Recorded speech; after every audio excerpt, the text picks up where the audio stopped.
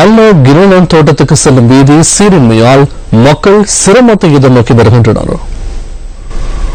எல்ல கிணலன் தோட்டத்திற்கு செல்லும் சுமார் 3.5 கிலோமீட்டர் வீதி நீண்ட காலமாக புனரமைக்கப்படாத நிலையில் உள்ளது. மழை காலங்களில் இந்த வீதியை பயன்படுத்தும் மக்கள் பல அசௌகரியங்களை எதிர்நோக்குகின்றனர்.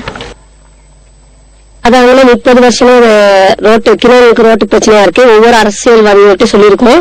சொல்லி சரியான முறையில் செய்து கொடுக்காத வேண்டி அதை சரி விட்டாலும் கூட இதை சம்பள பிரச்சனை சரி சரியான முறையில் செய்து கொடுப்பாங்கன்னு சொல்லி நினைக்கிறோம். அது ரணியும் திவாமனும் 2 பேர் சேர்ந்திருக்காங்க.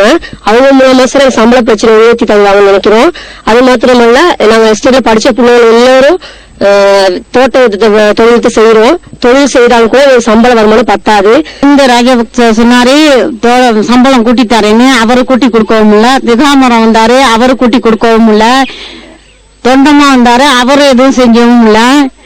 ரணில் விக்ரமசிங்க அவரு வந்தாரு, அவரும் எதுவும் செஞ்சு கொடுக்கல. இந்த 9 அவர் வேலை செஞ்சு இந்த தோட்டத்து தொழிலாளி மட்டும்தான் குறைஞ்ச சம்பளம் வாங்குறது. தோட்டத்து தொழிலாளிகளை பத்தி ஏன் தேடி பார்க்க மாட்டேங்கிறீங்க? இந்த சம்பளத்தை கூட்டி கொடுக்கறல விக்கிற விலைவாசி அப்படி 8,000 ரூபாய் சம்பளத்தை வாங்கிட்டு 25,000க்கு செலவு இருக்குது.